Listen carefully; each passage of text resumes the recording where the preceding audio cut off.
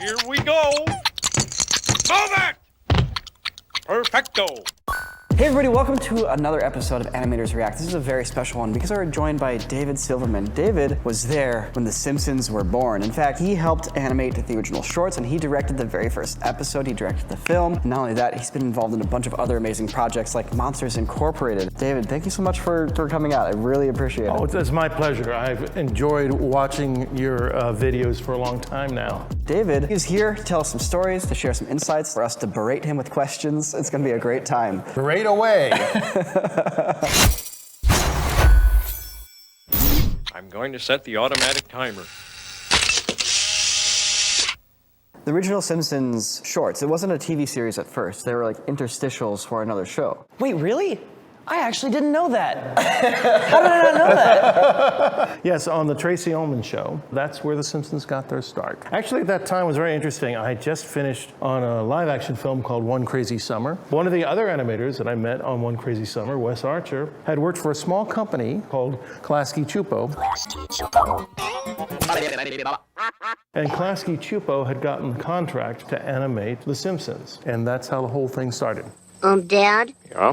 What is the mind? We worked first from March to September of 1987, and we did 20 episodes.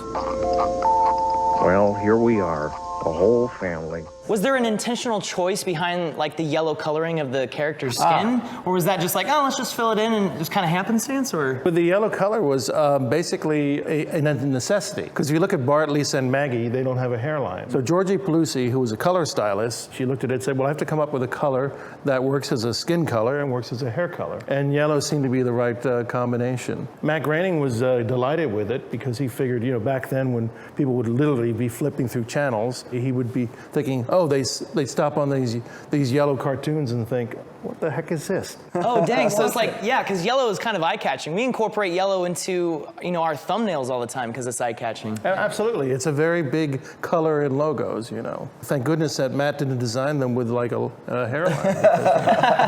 They probably would have been just normal. Now over here, I remember. Bart! Whoa, Mama. Bart! How are you making them? Like, you're not on a computer right now, are you? Oh no, this is before that. This is 1987. So we were working pretty fast. We were doing about 1 minute and 15 of animation a week. Matt Groening came in with kind of a rough idea on the storyboards. So we basically would have to reboard it ourselves and then figure out what the shot list was. We hadn't really worked at a professional animation studio per se. So we were just used to doing everything ourselves. So we just looked at, okay, we got to sort of figure out what the composition of the scene is and figure out what the background is and just start animating.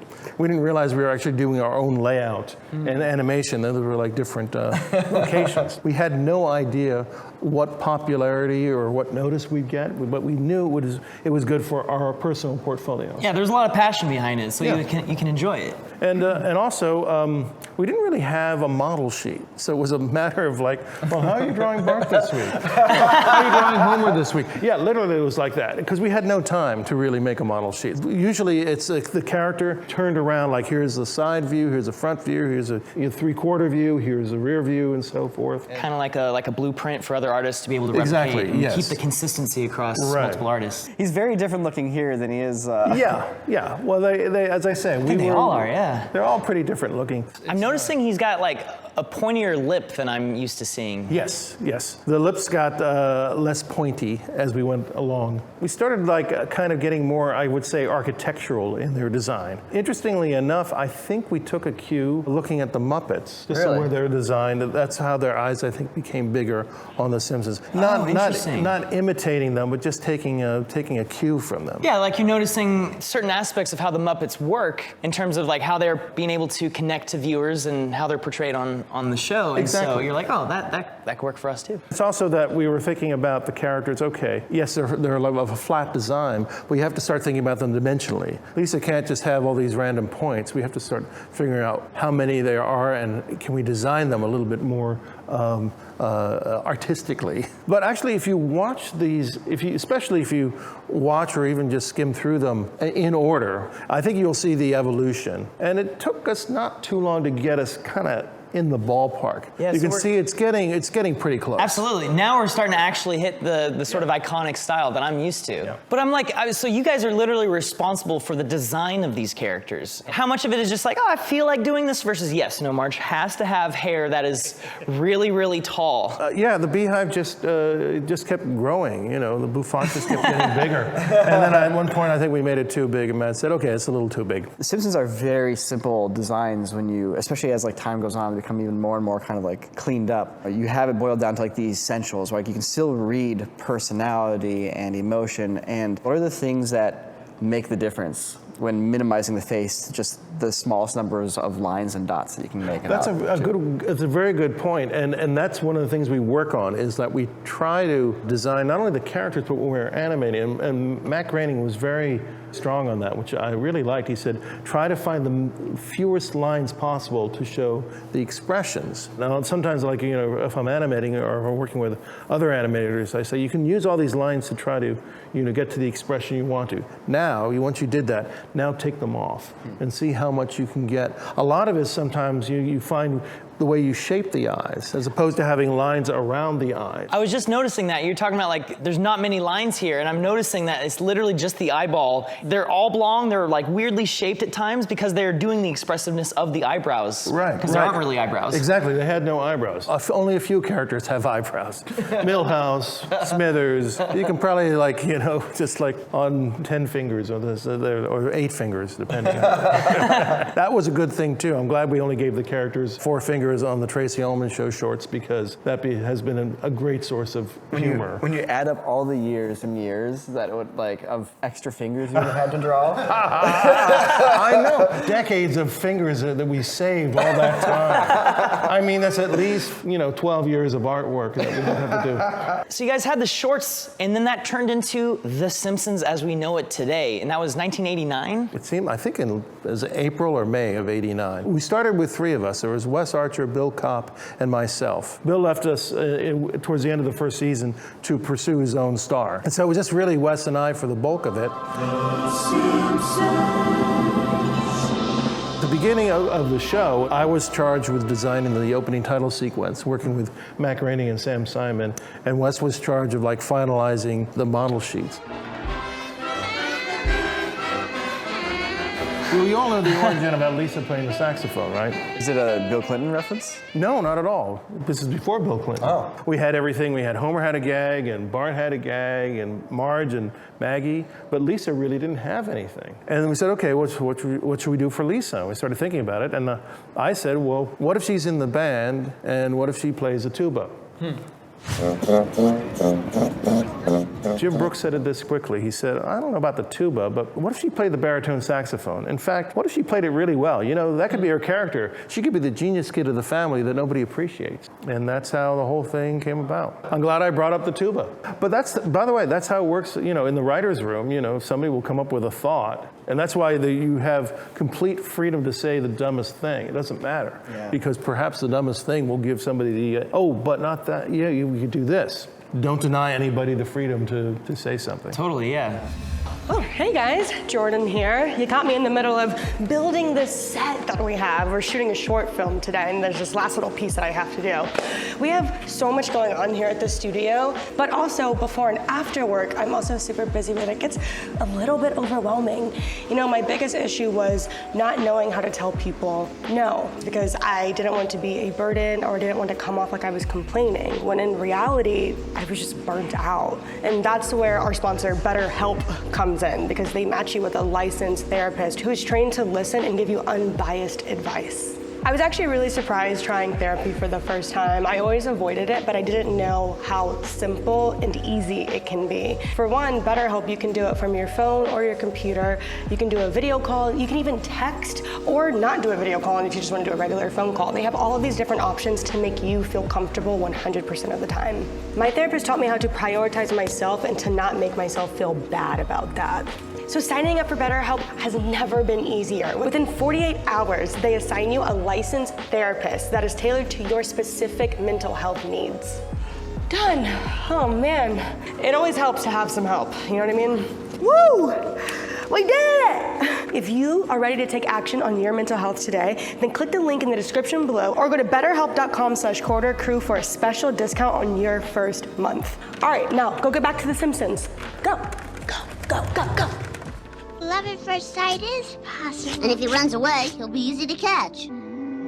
Was Simpsons 1, episode 1, was that your first television episode of animation that you'd ever directed? Yes. How did you feel going into that? Were you scared? Were you nervous? Like, were you too busy to even think about it? A little bit more of that. Yeah, the crew really got much bigger, up from 2, certainly 10. Okay. At least. Okay. It's sort of amazing. I don't know how we got through this first season, or the second season, or the third. 20th, 30th, 90th. How much of the animation comes before the voice actors actually deliver their lines versus after? Because you gotta like lip sync it. Generally speaking, none. Okay. I mean, sometimes when we're doing retakes, we have to maybe have somebody do a scratch reading, and then the actors can have to work off that. You don't want to hamstring the performers. Sure, yeah. You don't want to animate and say, no, it's the other way around. you want the input and the expressive, nature of the actors first. I no longer fear hell because I've been to Camp Krusty. Get letters from camp. And then you can do the expressive animation afterwards. You want them to be completely free to do whatever they will be doing creatively and ad-libbing. There's a certain amount of ad-libbing that comes in with this too. What are you looking at, Bart? Are those naughty dogs back again?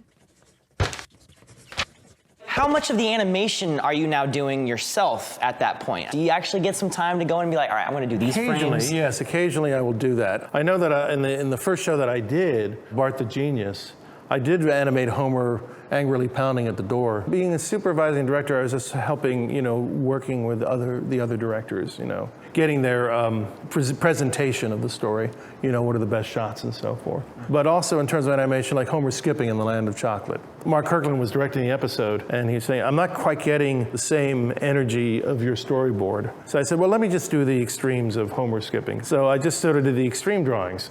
And then I was like, well, I'll just do a few breakdown in-betweens. And then by the end of it, I completely animated it. You did the whole thing? Yeah, because I just really wanted to get it right. And they're fun. They're fun. I don't know if I could do it now. Too lazy. Far too lazy. Principal Skinner, one of my fellow children is vandalizing school property. Have you invented or created any characters on The Simpsons? I ended up designing Martin Prince because there was different designs. I thought, well, I think he's going to have more of this design, especially when I heard Russi Taylor. And it was an episode, that was actually the first episode I was directing. And I helped the design of Principal Skinner, but it was really Matt that designed Principal Skinner. He had a design that was sort of like a design from his Life in Hell characters. And that design was definitely Milhouse. Milhouse, by the way, some people may know, was designed for the first Butterfinger commercial. He was invented for Butterfinger? He was invented for the Butterfinger commercial, the very first one, because he had this character, hey Bart, want to trade lunches? That was in November of 1988. So this is the first time we've seen him? That's the first time. No That's kidding. The first time.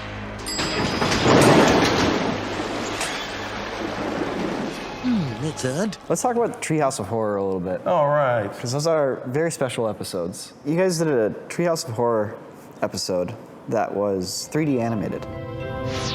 Oh, Gloria. What year was this? This is 1995. Dang. We actually came out a month before Toy Story. Wow.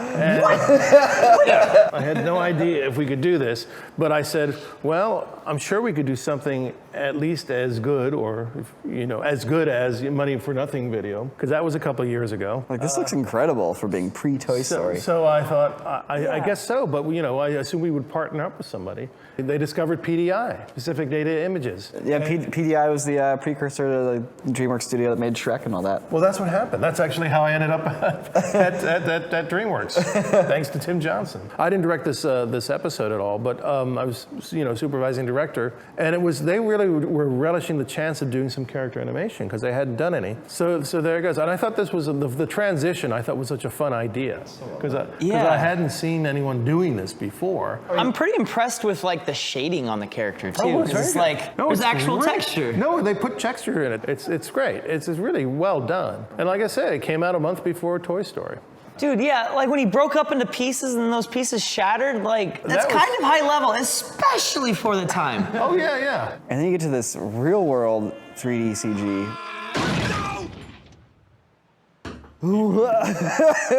Like, excuse me, hold It's up. time, right? Terminator 2 came out like 3 years before. Yeah. Jurassic Park just happened. Like, this is, Yeah, it's all pretty recent. The shadows match. it's so well composited. What the heck, dude? Yeah. The reflection? Come on. Ooh, erotic cakes. I'm completely blown away by this. Like, this is blowing my mind right now.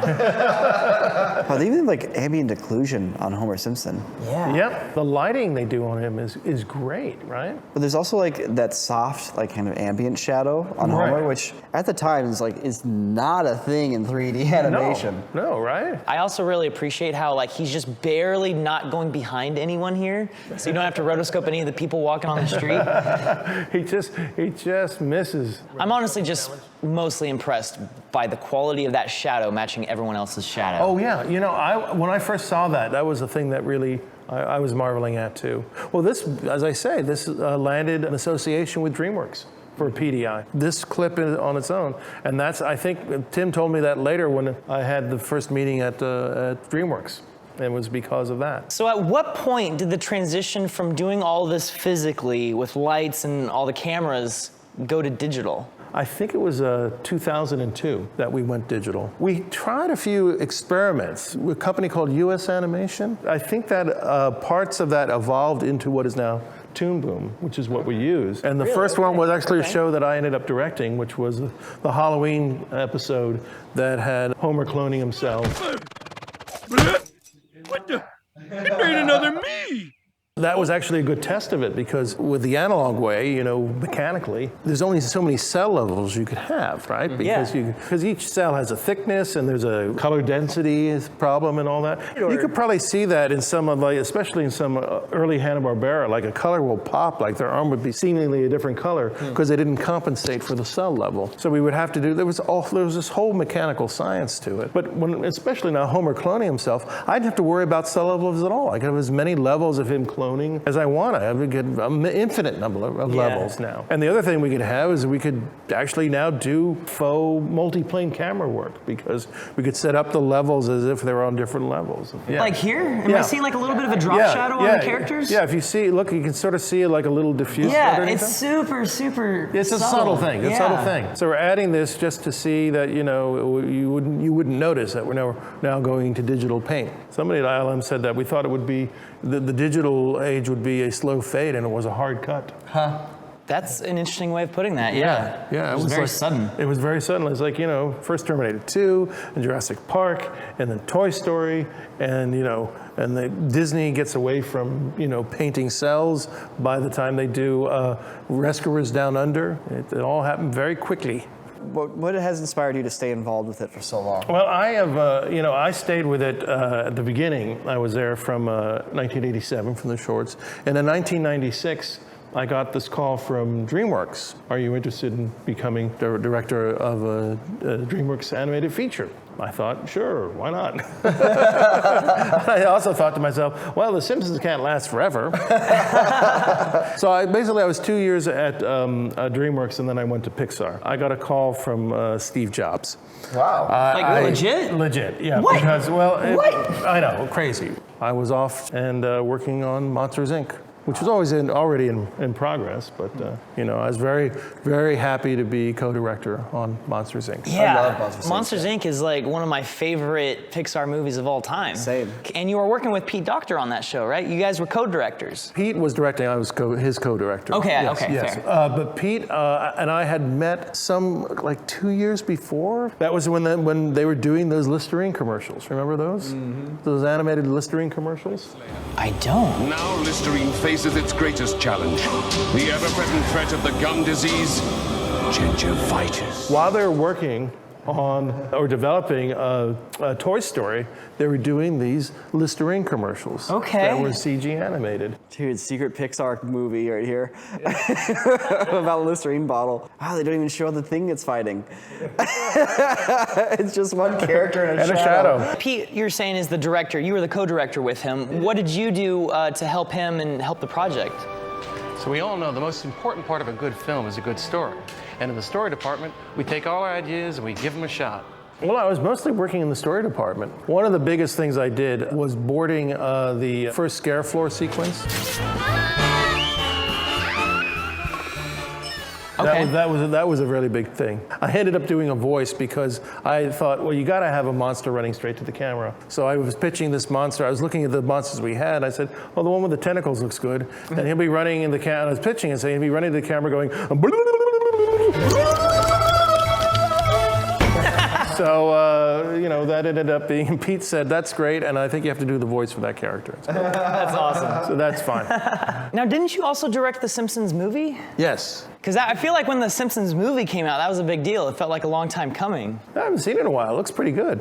Spider Pig does whatever a Spider Pig does. The first table read we had of it was the summer of 2005. We started production at the beginning of 2006, and it was going to be July 27, 2007. Come hell or high water. Oh, wow. And it was going to be, that was going to be the release date. Wow. So we had to get it done. Jeez. So we had basically, when I looked at it, I said, well, this is basically a little less than 18 months to do this. Did you guys put extra attention into the animation Yes. for a movie? Yeah, we did. It's almost like when you're doing a show, I mean, back then we would think about, okay, there's specific key scenes that we're really going to really pay attention to the animation. And this one, it's like, no, every scene we have to pay attention to the animation. And was the whole thing traditionally 2D animated? I mean, obviously digitally, but are any of these shots like CG renders that look animated? Well, not of the characters, but certainly, and we do for the show too, anything mechanical would be CG. Any vehicles or any motorcycles and stuff like that. They're moving in space. Is that to get like the perspective shift? Yeah, because it's much easier for the cars, like, to do rendering, you know, cars moving like that. Okay. In CG. Because, you know, you're laboring on drawing a car, and for whose benefit are we laboring on this?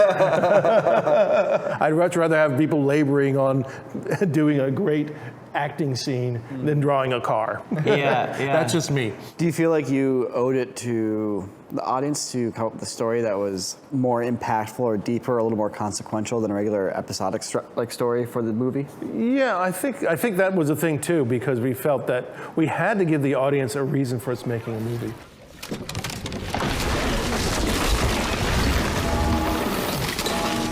One of the things I thought to help push in that direction, we were still on the air in a 4:3 format. Yeah. So I said, I don't want to be 185. I want to be 139. You know, I want it to be a widescreen experience. So that was one of the first decisions. And we basically had shadows all the time. On the show, we use shadows when it has an impact because it'll give a bigger impact. And for the movie, it was decided to have shadows all the time. So you can kind of like sort of still keep the aesthetic while upgrading the production value. Yeah, exactly. As someone who's been in the industry for 30 years, what's a thing that's guided you or made it so that you want to keep coming back to it? I don't know. I've been doing it all my life. I've been doing it since I was a kid. I still enjoy it. You know, I am not bored with it. I find there's always something new to discover. I can't complain about a life of art and music. So, you know, it's not the worst thing in the world. The Simpsons still is worthwhile. I recommend watching The Simpsons. For those of you who said, oh, it's not like it used to be, said, no, I think there's some things that are maybe even better. There's a lot of great, really interesting episodes coming up, and hopefully seasons after that. David, thank you so much for joining us. It's been incredible to talk to somebody that has been part of so many like core memories for me of like entertainment media. Oh, wow, I hadn't thought about that. Oh, well. Hey, just doing my job. But it's super cool of you to join us here to take the time to tell some stories. Happy to do it. Yeah. Yeah, man. And goodbye.